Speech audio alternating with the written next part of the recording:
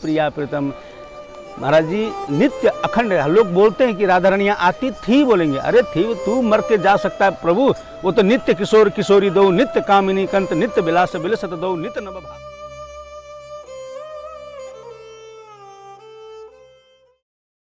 महाराज जी आज राधा रानी के बारे में कुछ बताइए। आज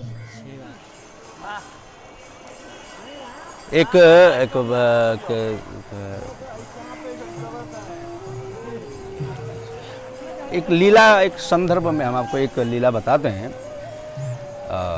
वो ऐसी लीला है महाराज जी,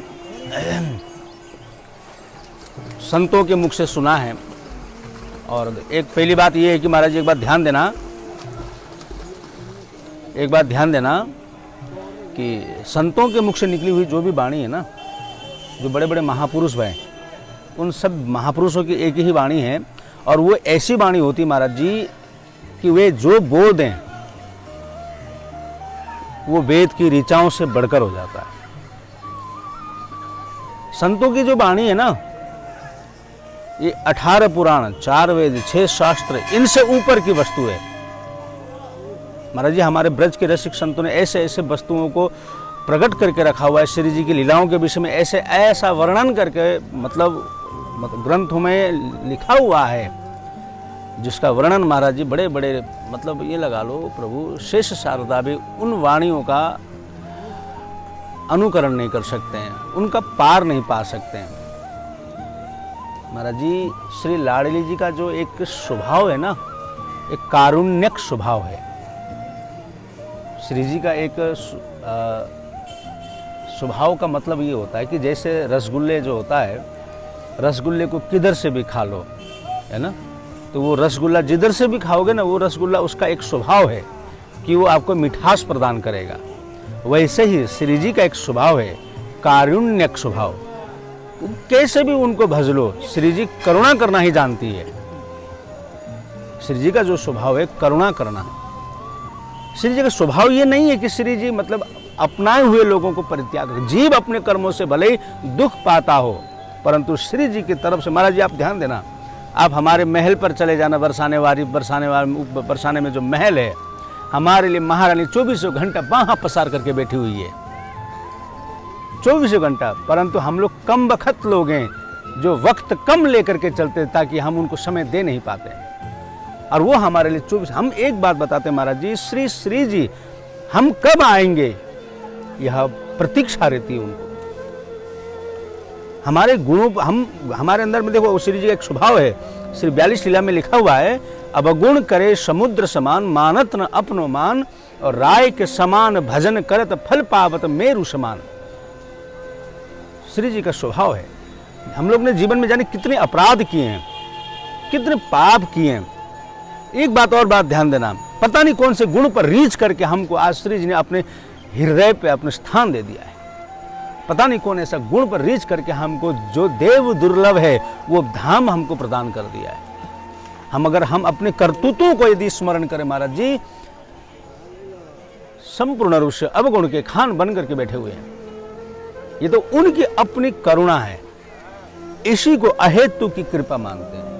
यही अहेतु की कृपा, जो हेतु रहित है। और वो हेतु रहित जो करुणा करना है ना, वो लाला के उसमें नहीं है, स्वभाव में नहीं है, ये श्री जी के स्वभाव में है।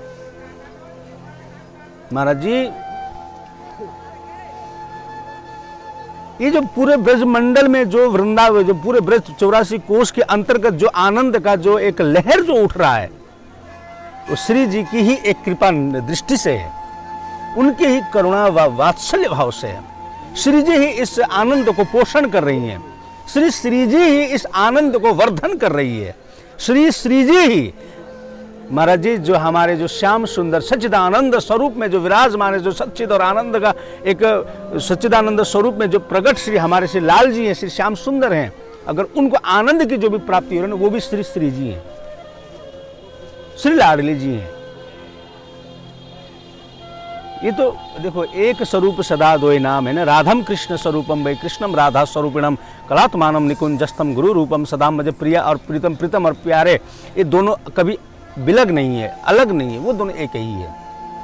रस का सुख लेने के लिए, रस को वर्धन करने के लिए श्री प्रिया प्रीतम अलग अलग रूप से प्रकट हो करके वैष्णव जन को, रसिक संत जनों को ये आनंद दिलाने के लिए वो अलग अलग रूप में प्रकट हुए हैं। बाकी प्रिया और प्रीतम तो एक स्वरूप सदा दो नाम। श्री लाडली जी का एक ऐसा ही स्वभाव महाराज जी, संतों के मुख से भक्तमाल में भी वर्णन है शायद। एक पंजाब के कोई भक्त है, संक्षिप्त में बता रहा हूँ ये बात को, उनके स्वभाव के बारे में बता रहा हूँ। पंजाब के कोई भक्त है, उनकी पत्नी का नाम था किशोरी। उनकी पत्नी समय से पहले ही निधन हो गई, पधार गई।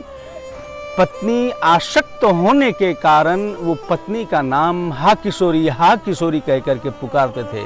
तो किसी भक्त से टकरा गए, तो भक्त ने कहा कि तुम जिन किशोरी का नाम ले रहे हो ना, इस मार्ग से चले जाओ। वो दिल्ली आ पहुँचे महाराज जी। दिल्ली में भी हा किशोरी का नाम रटते हुए किसी वैष्णव ने सुना हमारी किशोरी का नाम ले रहा है, यानी बरसाने वाली का नाम ले रहा है।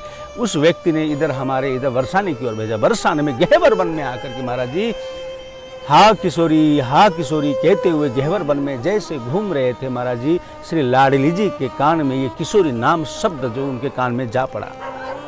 जैसे ही नाम श्री जी के नाम कान में गया, ये नाम किशोरी, तो श्री ललिता से कही, श्री लाडली जी ने श्री ललिता से कही कि हे ललिते, ये कोई प्यारा भक्त मेरा नाम लेकर के पुकार रहा है। तो श्री जी कह रही हैं कि मेरा नाम लेकर के कोई बुला रहा है। तो श्री ललिता सखी कह रही कि जय, ये आपका नहीं, ये अपनी पत्नी का नाम लेकर बुला रहा है, ये अपनी पत्नी का नाम को लेकर के पुकार रहा है, ये अपनी पत्नी में बहुत आसक्त है। श्री लाडली जी कहती हैं महाराज ये किशोरी उनकी पत्नी का नाम नहीं है, ये तो मेरा नाम है, उसको उठा के ले आओ। महाराज जी गहवर वन से उन महानुभाव को उठा करके श्री जी के श्री चरणों में श्री ललिता जी ने पहुंचाते ही महाराज जी श्री जी ने उनको गुरु दीक्षा दिया। गुरु दीक्षा दे करके उनका नाम रखा अली किशोरी नाम सांच करी परिकर माही कब मिलाओगी। उन्होंने बहुत सुंदर कहने का अर्थ, यदि जुहा से गलती से भी, यदि हमारे जुहा से अगर नाम श्री जी का नाम जो भी जिसका भी होगा, अगर मान लो आपके धर्मपत्नी का नाम भी अगर मान लो श्री जी किशोरी लाडली प्यारी श्यामा जो भी है, उस नाम से अगर आप संबोधित करके अगर किशोरी बुलाओगे, लाडली बुलाओगे, तो श्री जी को ये भी देखा नहीं जाता है कि ये किसी अपनी पत्नी का नाम ले रहा है कि किसी और का। वो श्री जी ये जानती है कि बस ये मेरा नाम ले रहा है, इसको तुरंत यहाँ बुलाओ, तुरंत। महाराज जी श्री जी का स्वभाव है करुणा करना।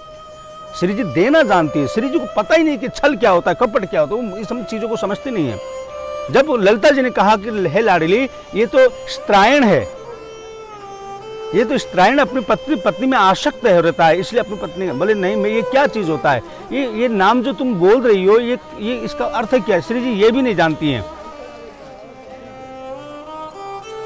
श्री जी को ये भी नहीं मालूम कि ये मतलब होता क्या चीज़ है। इतना सरल स्वभाव श्री लाडली जी का। महाराज जी उसी गहवर वन की एक छोटी सी लीला सुनाता हूँ। गहबर वन और खोर सांकरी यह नित लीला होए, अनुभव जब होते हैं भाव सरस ही होए। चाहे गहबर वन में, खोर सांकरी में, चाहे कहीं भी हमारे ब्रज 84 कोष में कहीं भी आप, अनुभव तभी होता है कि प्रिय प्रीतम है कि नहीं, जब हृदय सरस हो, सरल हो, सहज हो, समझे कि नहीं, तभी अनुभव होता है प्रिय प्रीतम का। अन्यथा यहाँ पर रह करके महाराज जी भले हम देखो धाम में रहना, धाम की एक बड़ी महत्व है, धाम की बड़ी कृपा है कि हम धाम में रहते हैं, ठीक है, परंतु उसी प्रकार से रहते हैं जिस प्रकार से गंगा जी में कछुआ रहता है। गंगा जी में कछुआ कैसे रहता है, उसको रहता तो गंगा जी तो मोक्ष प्रदायिनी है। हमने सुना है कि 100 कोस 100 योजन दूर से भी बोले 3 बार हा गंगे हा गंगे हा गंगे यदि कह करके गंगा को पुकारता है तो वो गंगा माँ उसको मुक्ति प्रदान कर देती है। ये तो वृंदावन है महाराज जी।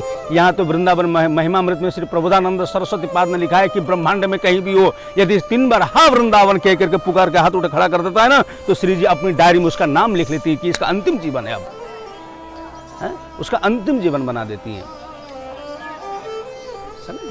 ऐसे गेवर वन में श्री प्रिया प्रीतम महाराज जी नित्य अखंड। लोग बोलते हैं कि राधा रानी यहाँ आती थी, बोलेंगे अरे थी, तू मर के जा सकता है प्रभु, वो तो नित्य किशोर किशोरी दो, नित्य कामिनी कंत, नित्य विलास विलसत दो, नित्य नव भाव अनंत।